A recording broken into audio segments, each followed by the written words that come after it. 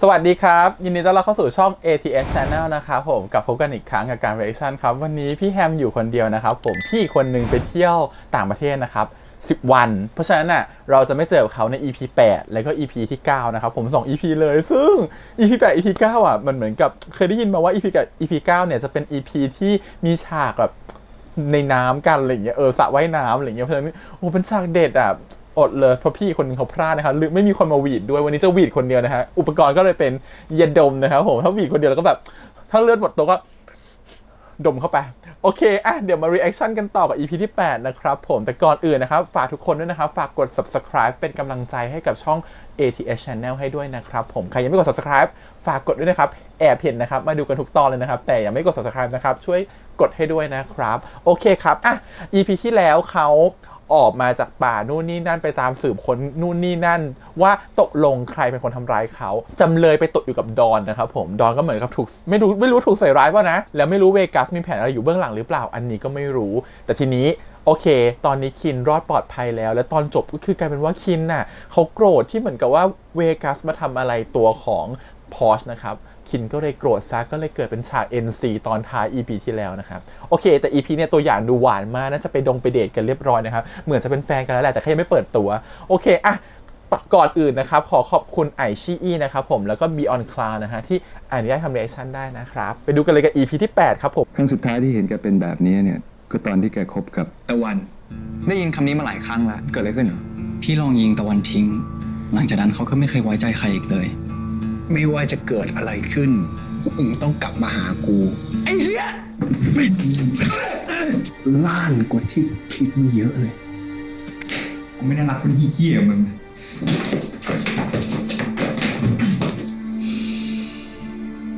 สุดท้ายตอนจบก็รักกันอยู่ดี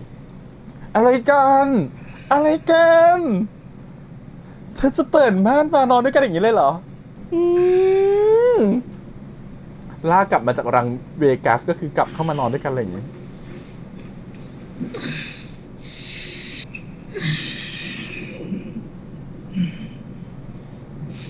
แขนคินได้ตายไปแล้วเพราะว่าชา เมื่อคืนมันโคตรดีเลยเนาะเอาไงต่อดีวะ เหม็นเหล้า เอาไงต่อเรื่องอะไร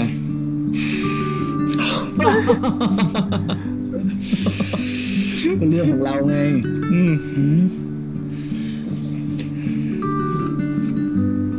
คุณกินครับอาหารเช้าครับคุณกินครับ แป๊บนึงเอาไงดีวะเปิดตัวเลยดีไหม คุณกินครับเข้ามาได้นะครับ แป๊บนึง คุณกินครับ มา ใต้เตียงเลยไหมต้องแอบใต้เตียงแล้วแหละ ไงมึงขออนุญาตครับ โอ้โหอาหารเช้าฟาร์มเฮาส์หอมกลุ่นจากเตา ทำไมมาแต่เช้าวะ กูเรียกมันมาซ่อมเรื่องเมื่อคืนมึงมีอะไร ซ่อมอะไรอ่ะ โดนหนักเลยปะวะ หนักสัตว์ หนักสั่น ขางสั่นอยู่เลยวะ ขาสั่น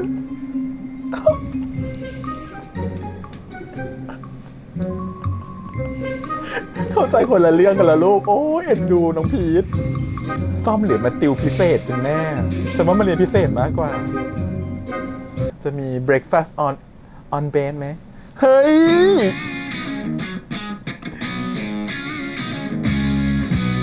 เธอนั่นกันเกินเรื่องมาก เหมือนนายกับท่านคนรับใช้ ไม่แข็งเลยอ่ะ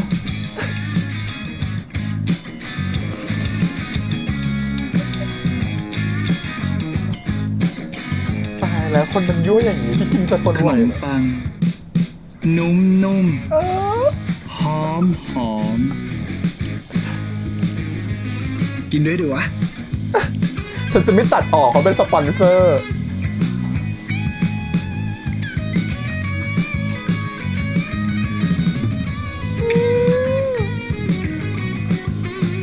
หอมจริงๆด้วย ขนมปังอะนุ่ม แต่อย่างอื่นแข็งแล้วนะ เออโฆษณาเขาถือว่าเขายอมให้มีฉากนี้นะมันต้องส่งฉากนี้ให้ทางฟาร์มเฮาส์ดูก่อนนะ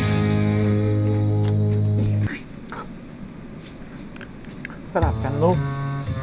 รีบไปนิดนึงเป็นแบบถุงเท้าคู่ไปเลย งานที่จะไปในคืนนี้ เราจะแบ่งเป็นส อ๋ อ อง ที ฉาม กนี้ มีทีม A กับทีม B ทีม A มึงไอพีทนำทีมไอบิ๊กไอเคนกับไอพอดดูแลที่บริเวณหน้างาน ส่วนไอพลกับบริการที่เหลือ จะดูแลบริเวณ คุณชินโอเคไหมครับ ต่อดิหยุดทำไมวะ ไอ้เคนมึงไปได้แล้ว ครับ ส่วนมึงตามกูมานี่ กูกับมึงมีเรื่องต้องคุยกัน ทุกคนคิดว่าโดนทำโทษแต่จริงๆเขาไม่เรียนพิเศษกันจ้ะโอ้โอ้โอ้โอ้โอ้โอ้โอ้โอ้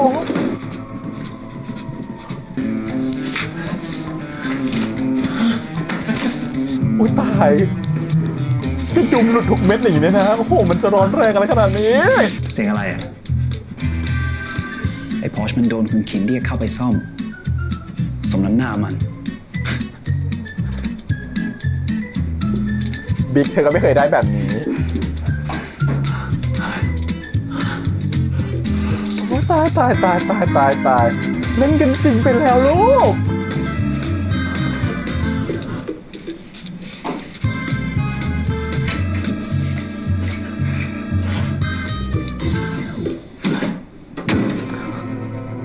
เจ๊ เอ้าไอพอชเอ้าใช่พอ ไงวะ ดแต่เช้านี้คือ ผมหลอกไอ้คินว่า เจ๊ผ่าไส้ติ่งมา ไม่งั้นมันไม่ให้ออกมาหรอก หาไซติ่ง โอเคโอ้ดูดีตอนแหลเก่งนะคะไป บอลลูกเก็บไปแล้วยังไงตอนแหลขนาดนี้เนี่ย คงไม่ใช่แค่อยากมาชนแก้วกับกูแน่ มันหลอกทางแววตาขนาดนั้นเลยเหรอ ๆสิ โอ้โห หน้าตาเธอมีความสุขมาก มึงมีความรักเหรอเนี่ย อันน่ะ แน่ๆหรอฮะกับใครกั ไอ้ บใคร คินไงเจ๊ อุ้ย เพื่อนใหม่ที่ทำงานมัน จอมรู้ได้ไงอ่ะ มึงรู้ได้ไง วันนั้นมันมาง้อมึงซะขนาดนั้น อ๋อ อีกอย่างเว้ย เพื่อนฉลาด ตอ เพื่อน นฉ เนี้ย ลาด เป็นกูรูเรื่องความรัก ก็เพราะไอ้เชี่ยเต็ม แม่งก็เฮิร์ตอยู่เหมือนกันทำไมมึงคิดงั้นวะ โอ้ความรักแม่งก็คือความรัก ขอเก็บเรื่องนี้ไว้เป็นความลับนะ ทำไมอ่ะ ก็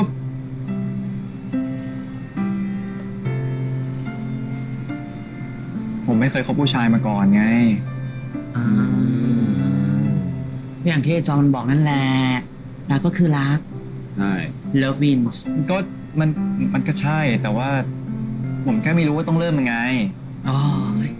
มึงเริ่มกันมากี่ยกแล้วหืมมึงรักเขา มึงเป็นแบบเนี้ยมึงรักเขาค่ะ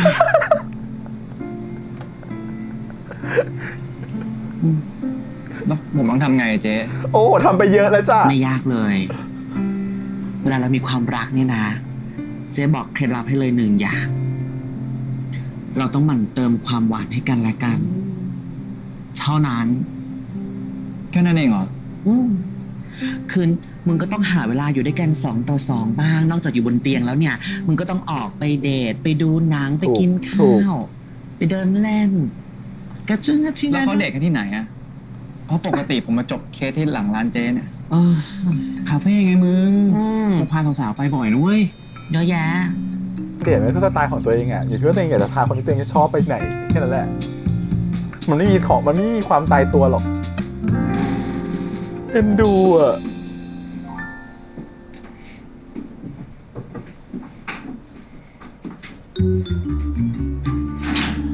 อ๋อแล้วปลอมตัวอย่างงี้เปลี่ยนเสื้อผ้า ใช้ได้ว่ะ ไปหามาจากไหนอะทำไมมึงน่ารักจังเลยวะ ปกติปะวะ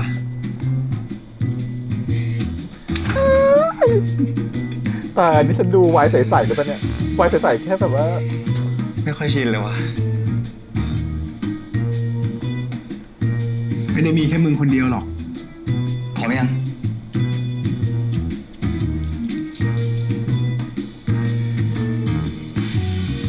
พร้อมแล้วไป เราไม่เห็นฟิลแบบนี้แล้วเขินนานแล้วนะอ้ายเหมือนดูแม็กตุนอะ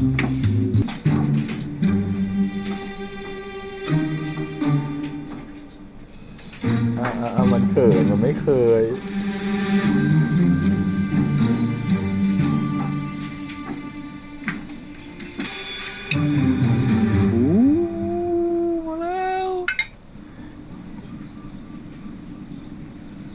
อร่อยวะ นี่มานี่ ชินเป็นแบบน้องหมาแบบ บิอย่างงี้อ่ะ ฟิลลิ่งเหมือนเลี้ยงไอ้เนี่ยชะโมยอะ มานี่กูทำให้แววตาของโคตรแบบอยากเฮ้ย รออยู่ ฮะนี่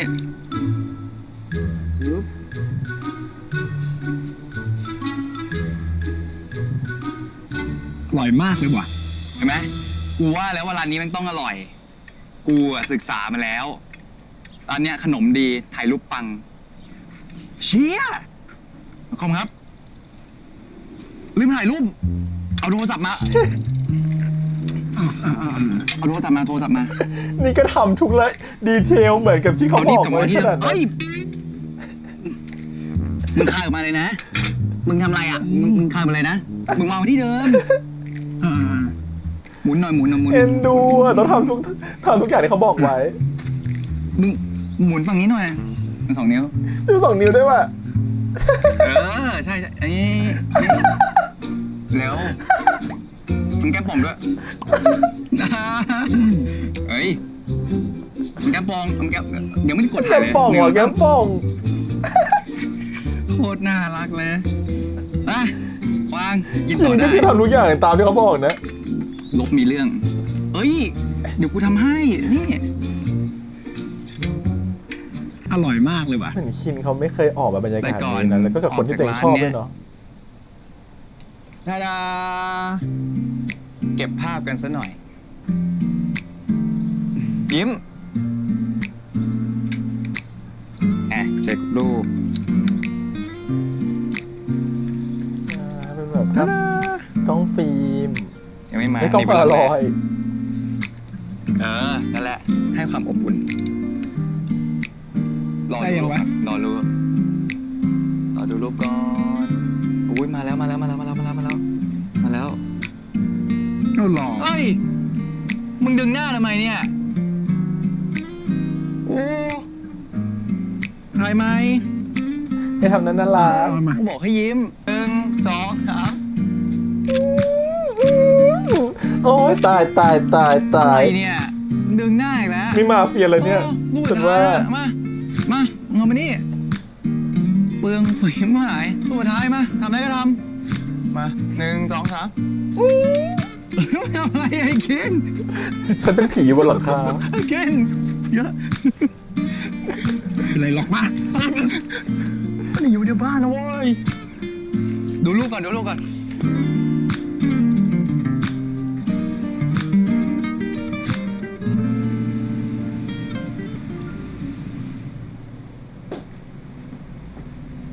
นี่ก็กรมผังเมืองเชีย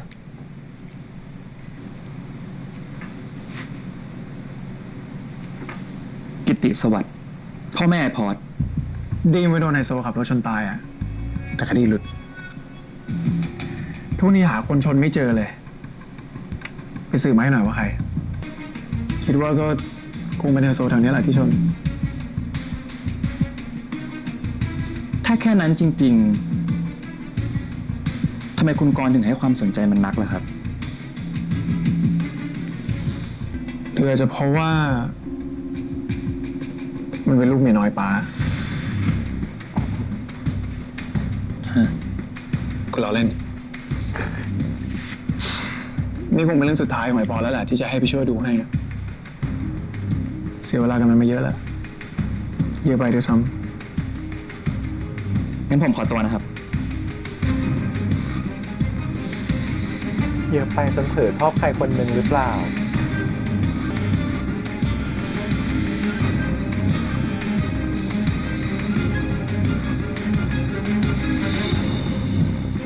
จากสายใครอะปอร์เช่เหรอ โอ้โห ใช้กล้องอะไรเนี่ย ถ่ายไว้อารมณ์ซะสวยใช่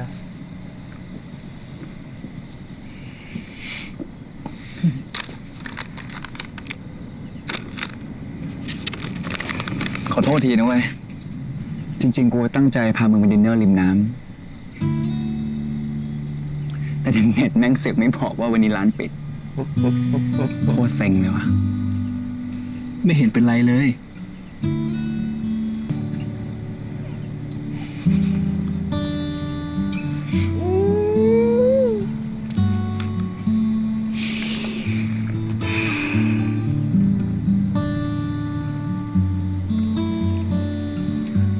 มึงรู้อะไรปะนี่แม่งคือเดทแรกในชีวิตกูเลยนะเว้ย กูศึกษาหาข้อมูลทุกอย่าง กูคิดว่าวันนี้ต้องเป็นวันที่เพอร์เฟกต์ที่สุด แต่แม่งเละเทะไปหมดเลยวะทั้งที่กูกะจะเก็บวันนี้เป็นความทรงจำดีๆของพวกเราสองคน มันโคตรห่วยเลย มึงรู้ได้ยังไงว่ามันห่วย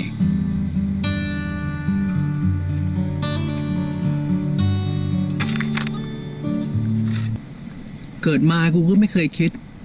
ว่าชีวิตต้องมาทำอะไรแบบนี้เหมือนกันเว้ย แล้วมึงคิดว่าไง มันดีไม่ดีอะ โคตรดีเลย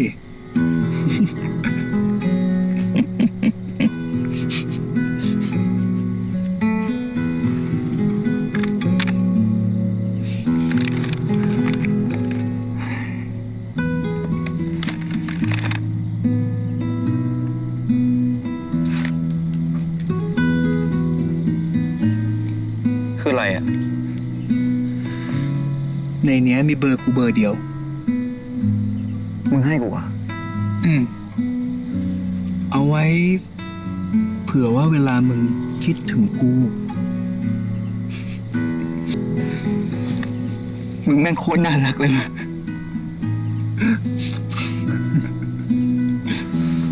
มึงก็น่ารักเหมือนกัน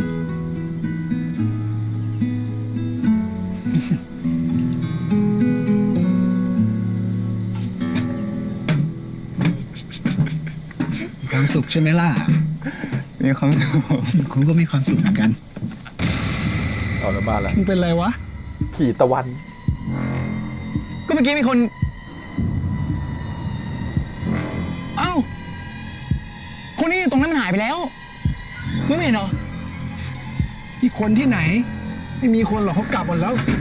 มีเมื่อกี้กูเห็นเลย ยิ่งกลัวผีด้วย ไป มันหวานกันซะ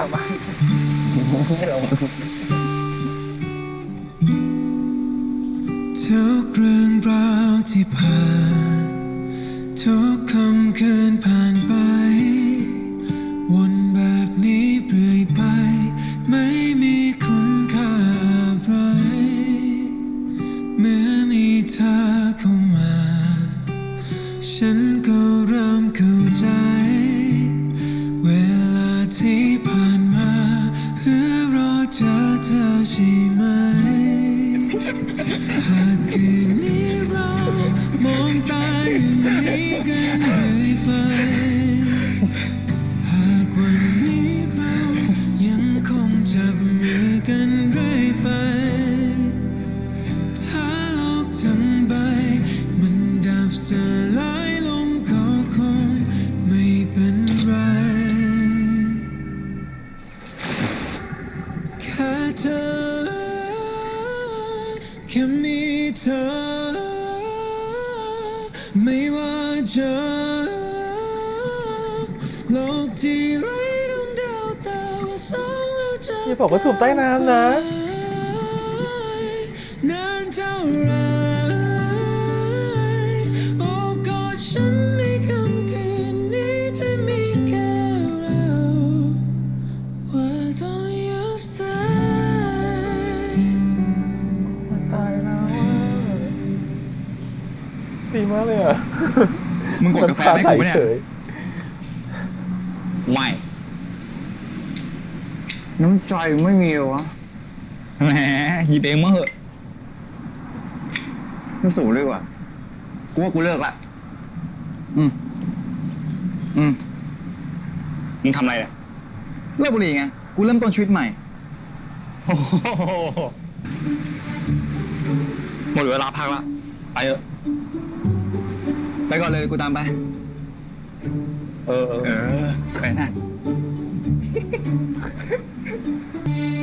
โทรหาแฟนนิดนึง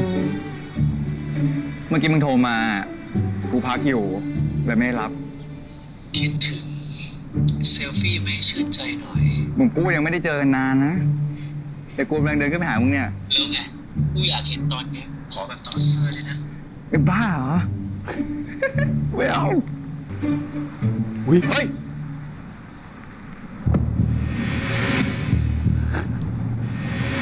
เฮ้ย สีตะวัน ไอ้พอดกูยังใครไม่รู้ ไหนอะไม่เห็นมีเลย เข้ามาได้ไงก่อน ผ่านยามมาได้ไงก่อน ไปหมดเวลาพักแล้ว หรือว่าจะเป็นนาค่าที่ส่งมาเก็บคุณคินวะ ไม่ เขาแบบผมสั้นๆ แล้วก็จมูกโด่งๆหน่อยเพราะกูว่าเขาหน้าตาเรียบร้อยเกินกว่าจะฆ่าใครได้เว้ยถ้ามึงไม่เชื่อดูรูปกูวาด หน้าตาเขาประมาณเนี้ยมึงพอนึกออกปะ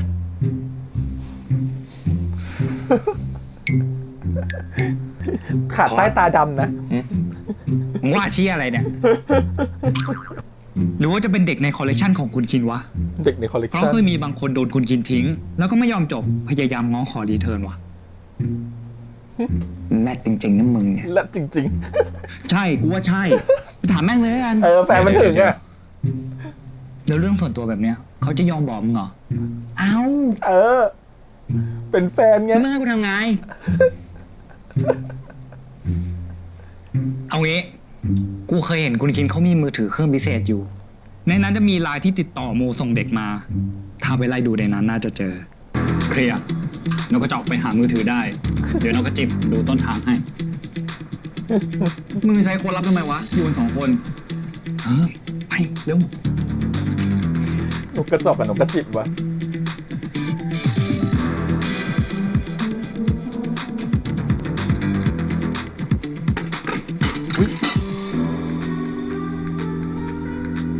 รูปอะอยู่ในรูปแน่เลยอะ เชี่ยพอดอินซีดำกำลังมา อินซี นกกระจิบ ดำ ขอตัวชิ่งก่อน ไอพีท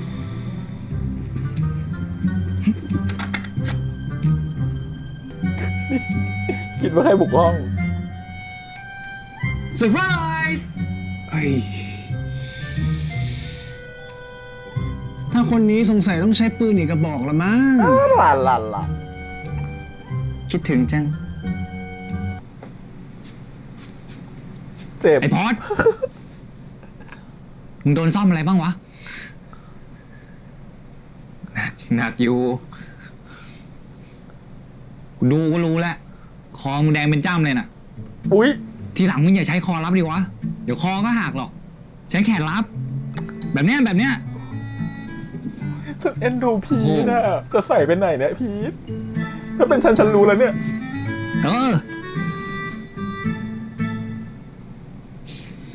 กูเช็คแล้วนะเว้ย กูไม่เห็นเจอรูปคนที่กูเห็นในโทรศัพท์เลยว่ะ อ้าว แต่กูเจอนี่ ก็คนนี้แหละเธอ ไง มึงรู้จักปะ ไอพอด มึงแน่ใจนะว่าใช่คนที่มึงเห็นจริงๆอ่ะ ใช่ ก็ไอหาเนี่ยแหละที่ตามไปคิน อ๋อ เห็นแล้ว เนี่ย คุณตะวัน แฟนเก่าคุณคินที่ตายไปแล้ว หรือคิดว่าเป็นผี หลวงพ่อนิมนต์ครับ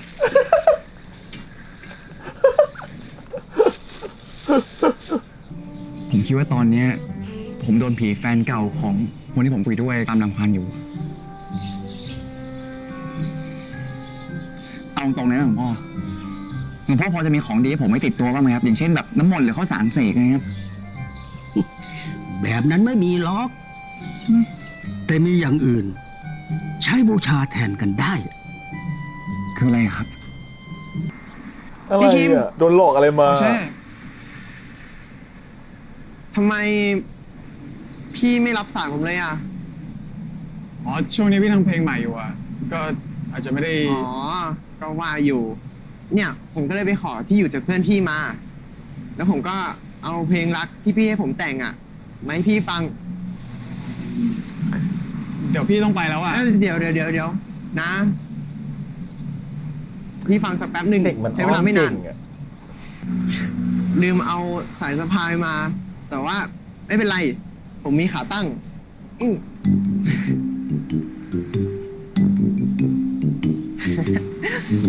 ละลายหมดแล้วเวลาที่เรานั้นใกล้กันหากไม่ไหวหัวใจฉัน เพลงนี้จะรอวันจันทร์ที่30นะครับผม มีคำในใจเป็นพันล้านจะเก็บต่อไปก็คงบ้า ฉันว่าเพลงนี้พอได้เลยถ้าทำนองดีๆ สั อะ กวันก็เลยรู้ว่าคำว่ารักคำที่มันล้นภายในใจเป็นบทเพลงที่ฉันตั้งใจมอบให้เธอฟังเรียบเรียงจากเสียงของหัวใจที่ ขอโทษนะครับกรุณาเบาเสียงหน่อยนะครับ นี่ครับพี่ผมจะเล่นเสร็จแล้วครับ ได้ครับ เรียบเรียงจากเสียงของหัวใจที่รักได้ยินไหมเพลงรักนี้เป็น ตั้งนานไม่เข้ามา ของเธอเท่านั้นและเพลงนี้มีชื่อว่าเธอขาตั้งเมื่อยพอดี ขาตั้งมือพอดีเอ็นดู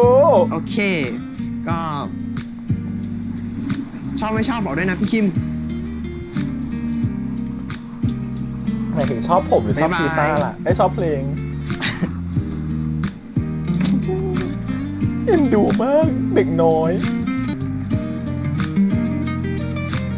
ตายแล้วเธอหลงเขาแล้ว ตรงนี้มึงทำอะไรวะ มีดูหนังกับคุณหนูแทนคนจนถึงโตรุ่งอ่ะ ไปได้ดิ นะ อันนี้ ของไอชี่ กูบอกแล้วใช่ไหมว่าให้แต่งหน้าผีมาดูดอบเลยเนี่ย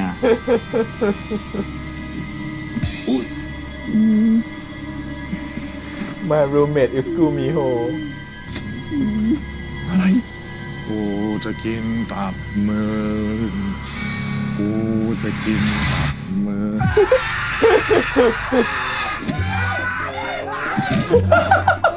มึงถีบกูทำไมเนี่ยเฮียพอดมึงทำอะไรเนี่ยกูเอาป๊อปคอร์นไปเวฟมาควันขโมงไงเนี่ย ร้อนชิบหาย โอ้ยควายมาให้เลยหมดเลยมานี่ป๊อปคอร์นหมด ไปนั่งเลยอุ้ยอีเวน ฉันนี้ ตรงไหนผีตรงไหน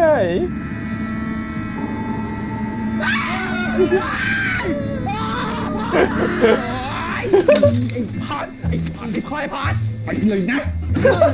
โวยวายนะนู่นมึงกลับไปเลยห้องมึงนู่นไปกุดเงียบกุดหนูให้ผมเข้าไปดูข้างปุ๊บปัง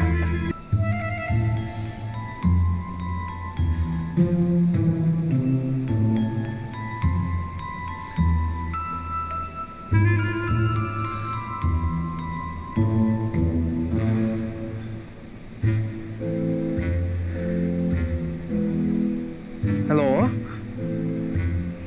มึงทำอะไรอยู่อ่ะ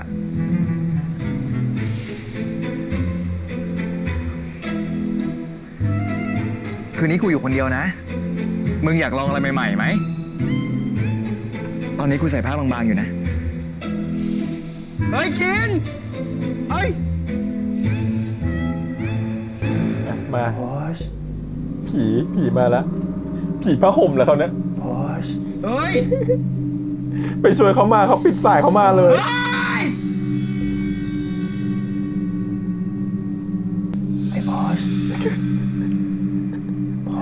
ประหลัดขีก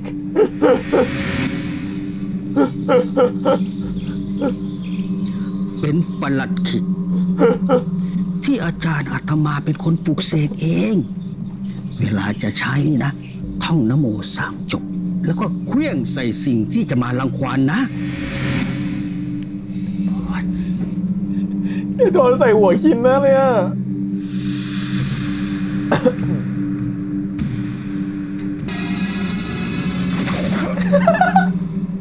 อย่าบอกปากข้าม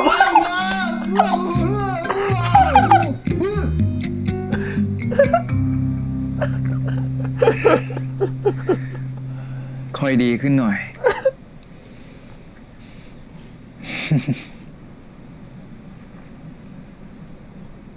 มึงเห็นตะวันจริงๆเหรอ ก็ดิวะแม่งตามหลอกกูไปทุกที่เลย ความจริงจะออกแล้วว่าไม่ ใส่ ได้ แม่ง ตาย จะถึงที่กูกับมึงรักกันอะ ไม่หรอก มึงรู้ได้ไง กูว่าใช่ เขางั้นเอานั่งแล้วเอาขาเกี่ยวกันนั่นนะ เราเคยคบกันตอนมหาลัย ตอนนั้นเราก็เหมือนคู่รักปกติ กูนึกไม่ออกด้วยซ้ำว่ากูจะเลิกรักเขาได้ยังไง แล้ววันหนึ่ง กูก็จับได้ ว่าตะวันหักหลังกู มันแอบเอาข้อมูลตระกูลกูไปปล่อยให้พวกอิตาเลียน กูก็เลย ยิงมัน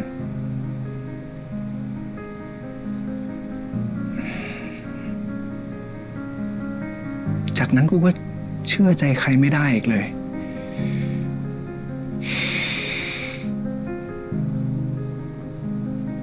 มึงเจ็บมากเลยใช่ปะ กูไม่มีทางเลือก ตะวันไม่ได้รักกู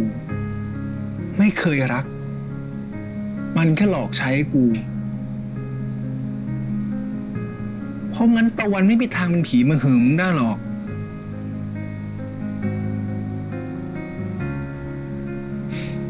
สบายใจแล้วนะ ยัง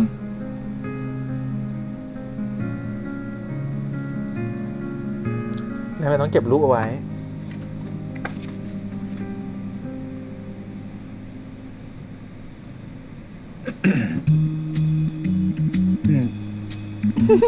มึงเก็บไว้ทำไมวะ กูก็แค่เก็บไว้เตือนใจ เตือนใจหรือยังมีใจ เอาดี เพราะตอนนั้นกูยังลืมไม่ได้เว้ย ๆ แล้วตอนเนี้ย กูลืมไปหมดแล้ว อันนั้นนะหน้าตาดูไม่น่าเชื่อ พยายามด้วย โอ้ยเป็นหมาน้อยเชื่อแฟนทุกอย่าง เดี๋ยวกูไปเก็บทิ้งให้ Cheers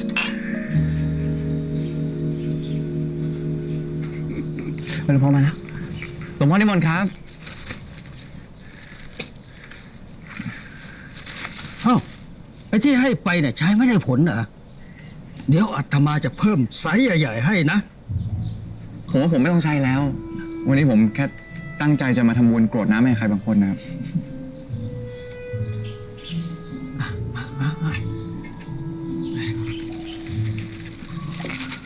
เดี๋ยวก่อน เด็กวัดเป็นอะไร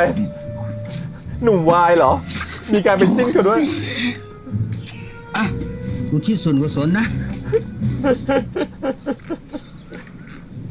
อิทังเมยาตินังโหตุ สุขิตาโหตุ ยาตะโยตะวัน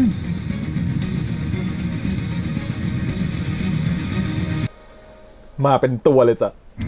ไม่เจอกันนานเลยนะ คิน พอสกลัวอะไรอ่ะ กลัวตะวันจะไปหลอกคินเหรอ หรือว่ากลัวเรื่องอื่น โอเคครับมารีแคปกันนะครับหู EP นี้ดีอ่ะดีมากๆดีมากๆเลยนะครับพูดเลยว่า EP นี้ดีมากนะฮะเดี๋ย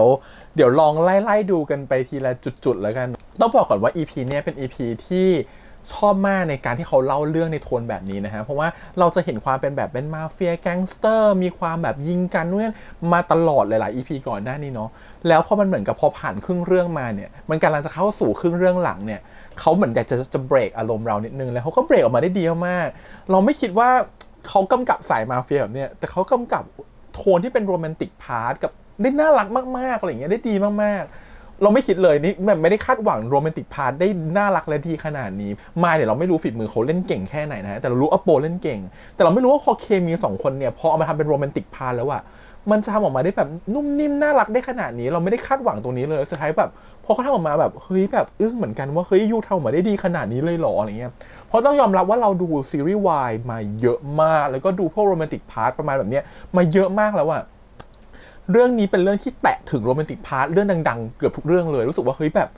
เจ๋งมากเจ๋งจนแบบทึ่งเลยนะฮะอีกอย่างหนึ่งคือพอเขาเล่าโรแมนติกพาร์ทจบครึ่งเรื่องหลังเขาใช้ความเป็นฮอร์เรอร์เข้ามาความเป็นเหมือนกับมีความหลอกผีเข้ามาแต่ก็ไม่ได้เป็นหลอกผีซะน่ากลัวขนาดนั้นแต่เป็นหลอกผีเหมือนกับ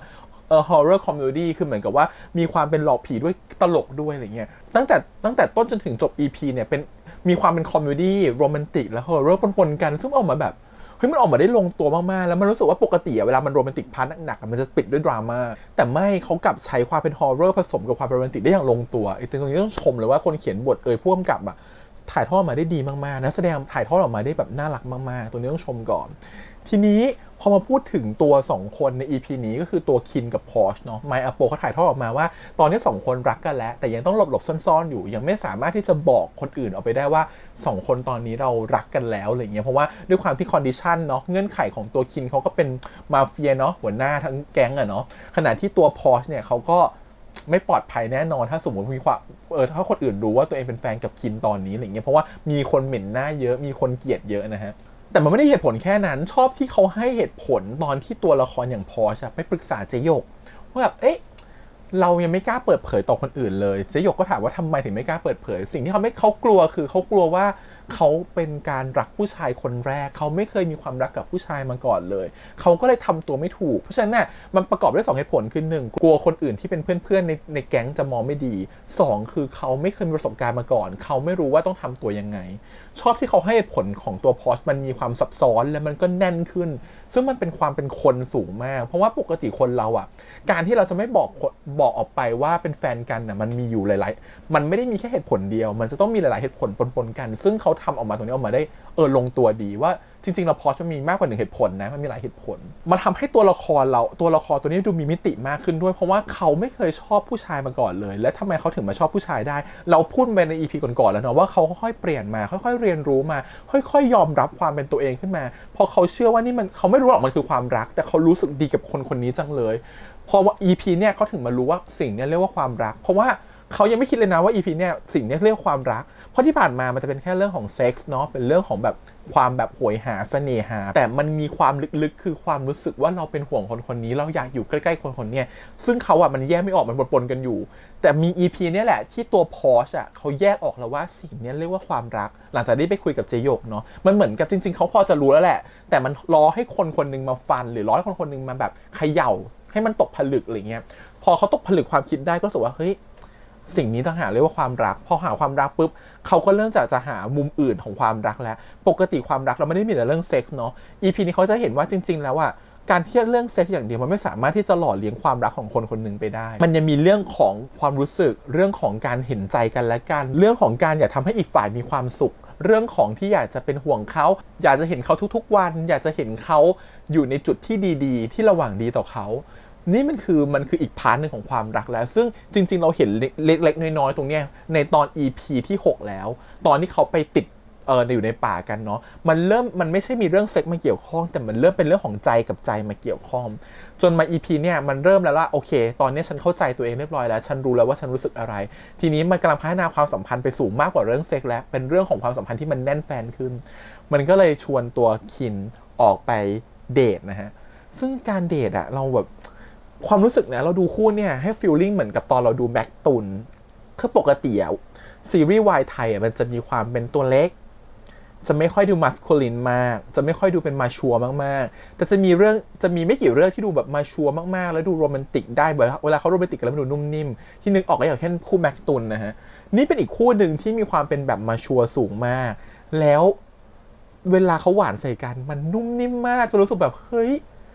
เขาเล่นได้แบบน่ารักเล่นได้แบบจนเราเชื่อว่าเนี่ยเป็นคู่รักชายจริง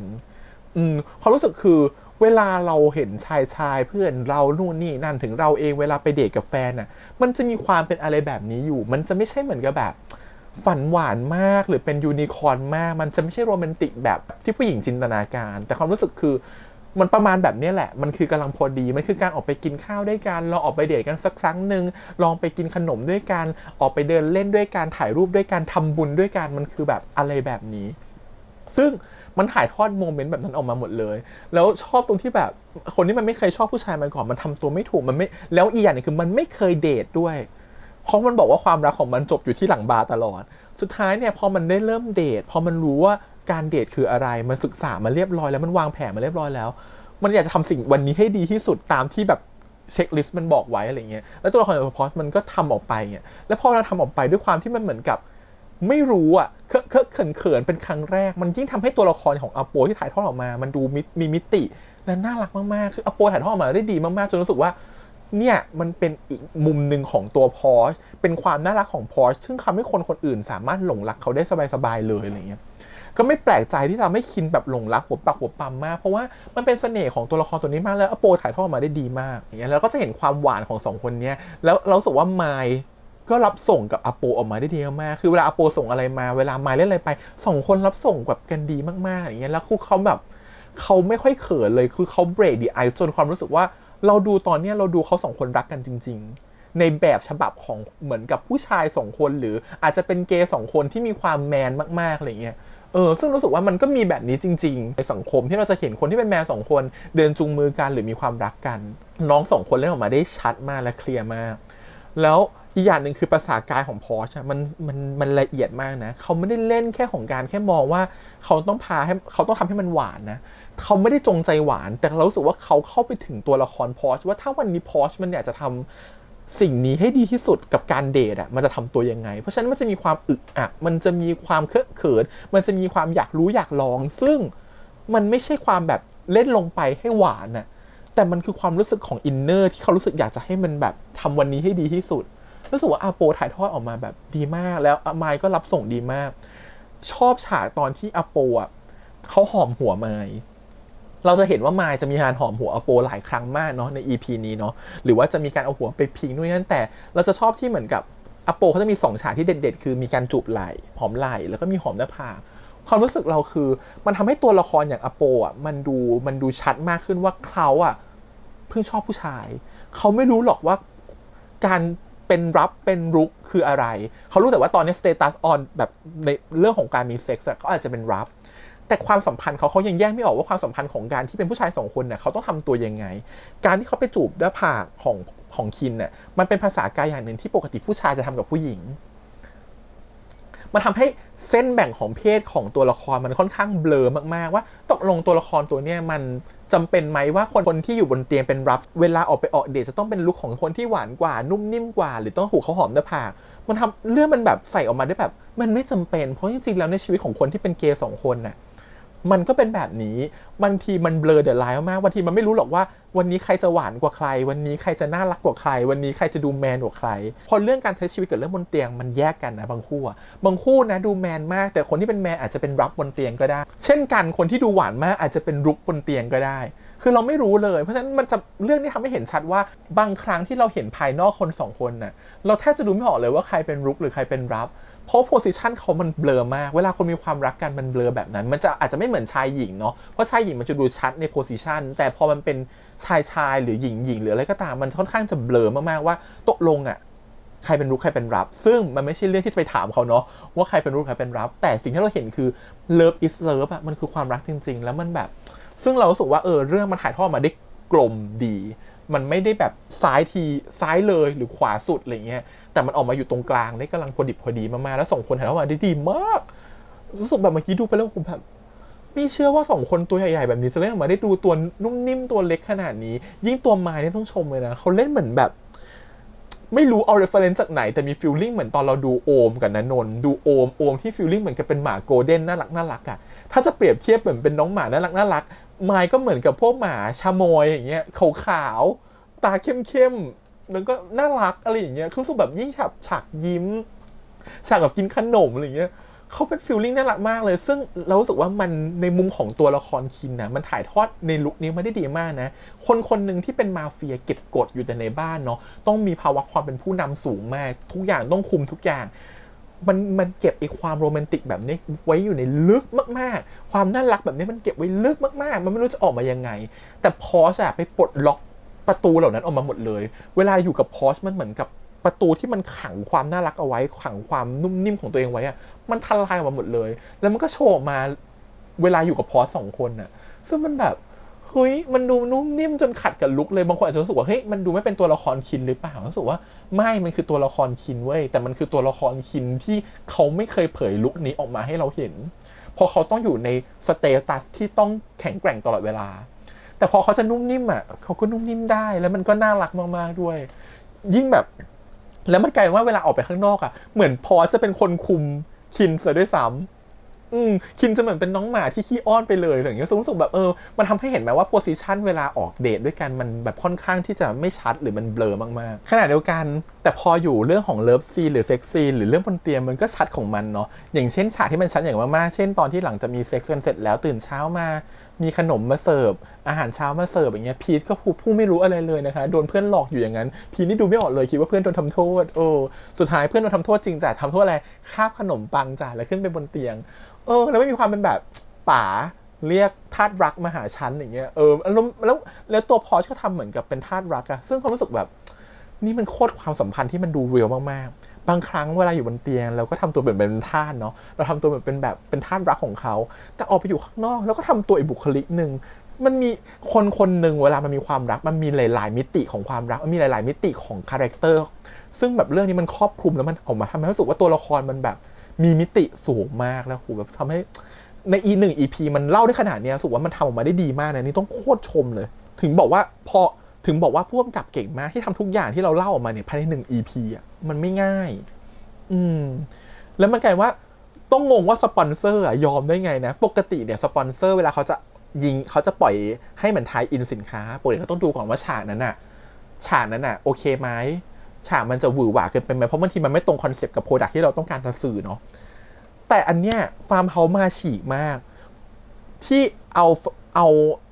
อาสินค้าของตัวเองมาอยู่ในฉากเลิฟซีนดุๆนะเราถือว่าเป็นเลิฟซีนดุๆอยู่นะเพราะว่ามีความพูดถึงเรื่องแบบ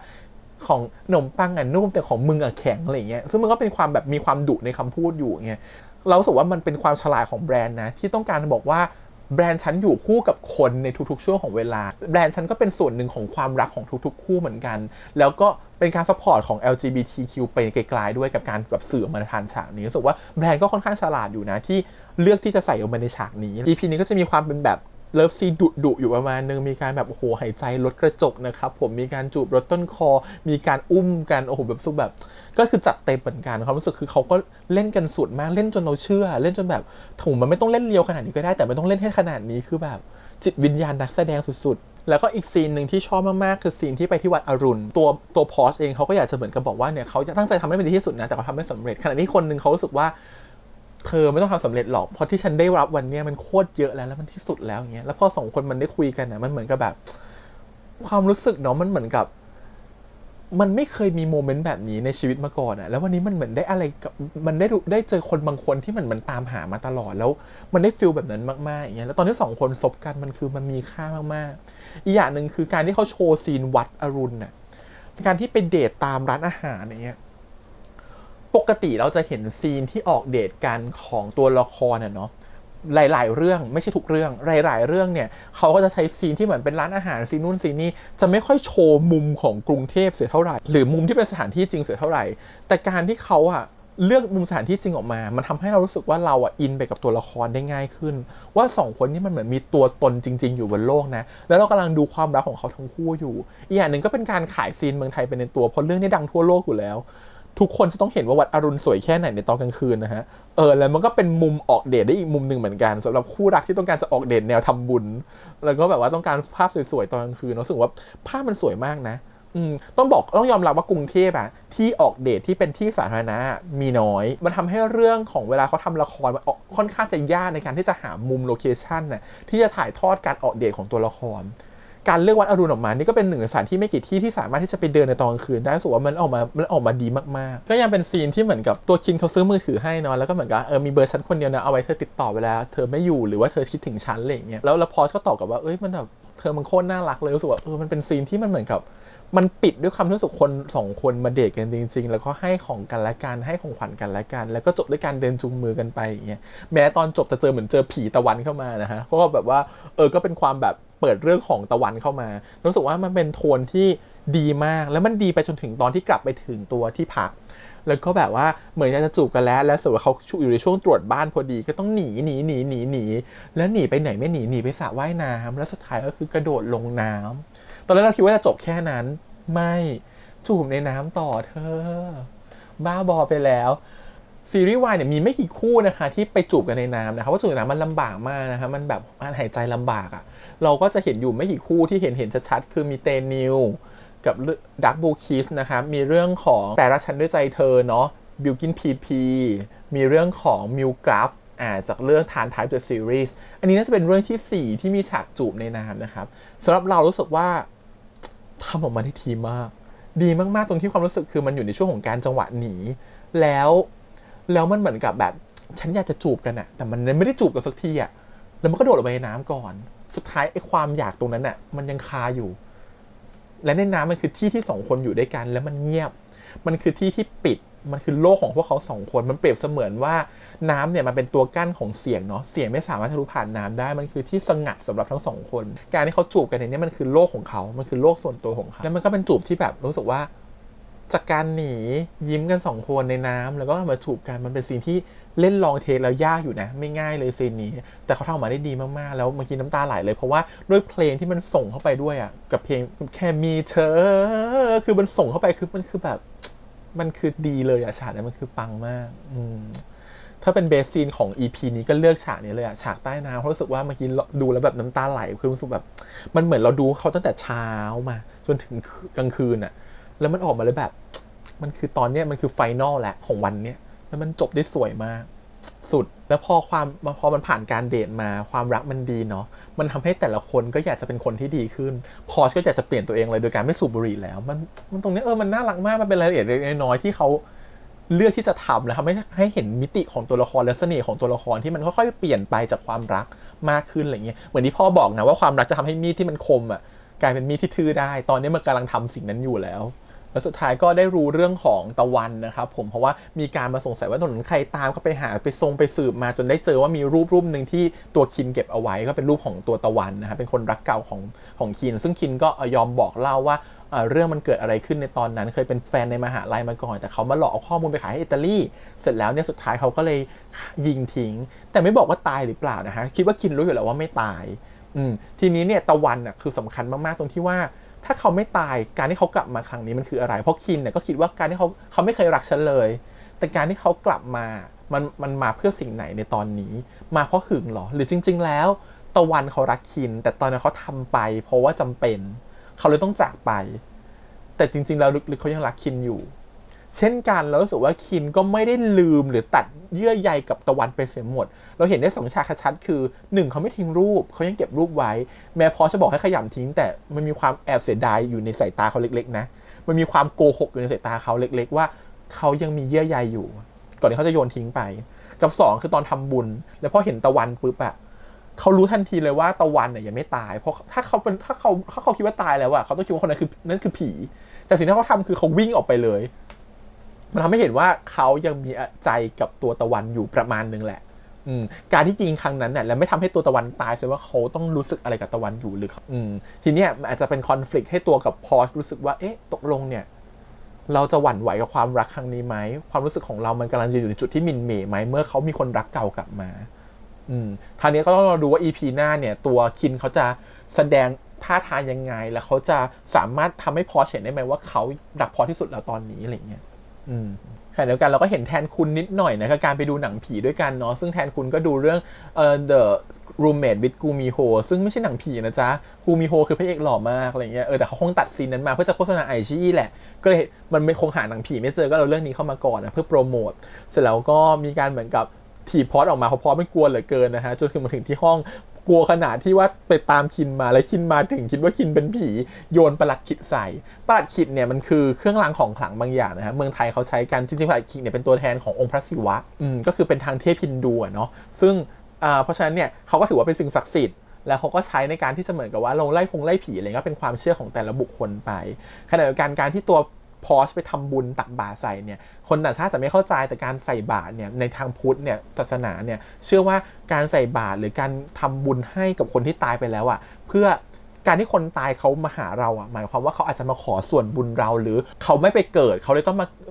เขาเลยต้องการผลบุญหรือผลความดีจากเราการทำบุญใส่บาตรให้องค์พระเนี่ยก็เหมือนว่าเป็นการทำให้พระมีอาหารการกินในแต่ละมื้อต่อไปเพราะพระไม่สามารถที่จะซื้ออาหารกินได้ผลความดีจากตรงนั้นเนี่ยส่งต่อไปให้กับผู้ตายที่ล่วงลับไปแล้วอีกอย่างหนึ่งคือเขาก็เปรียบเทียบว่าของที่ส่งให้พระท่านกินเนี่ยผู้ตายก็จะได้ทานด้วยเป็นแบบนั้นก็เป็นความเชื่อของทางเมืองเป็นความเชื่อของทางพุทธศาสนานะครับก็ต่างชาติก็อาจจะแบบไม่เข้าใจหรือไม่เก็ตว่าทำไมต้องเป็นแบบนั้นแต่เรื่องของประหลัดขิกเนี่ยไม่ใช่พุทธศาสนาแต่แบบหลวงพ่อก็เอามาประหลัดขิกมาแถมให้อะไรอย่างนี้แต่ก็เด็กวัดเหมือนเป็นสาวเป็นหนุ่มวายนะเพราะว่ามีความเหมือนกับว่าแอบจิ้นตอน2คนมาใส่บาตรกันอะไรอย่างนี้แล้วชอบความที่โยมประหลัดขิกไปเอาปากคาบจะโอ้โหจะสอบไปไหนเธอจะเอาฮาไปไหนโอเคสุดท้ายเรื่องของปอร์เช่กับตัวของคิมเนี่ยอยากจะออกห่างจากปอร์เช่แล้วเพราะเขารู้สึกว่าเขาจิตใจหวั่นไหวกับเวลาอยู่กับปอร์เช่สุดท้ายก็แพ้ทางน้องจ้ะพอน้องเอากีตาร์มาแล้วมาร้องหน้าโรงแรมชอบจังหวะที่ยาวออกมาขัดมากว่าน้องอย่าเสียงดัง แต่สุดท้ายพอร้องเพลงไปกลายเป็นว่าคิมมันหลงรักปอร์เช่มากขึ้นไปอีกแต่เราไม่รู้นะว่าตอนนี้ปอร์เช่มันหลงรักคิมจริงๆหรือเปล่า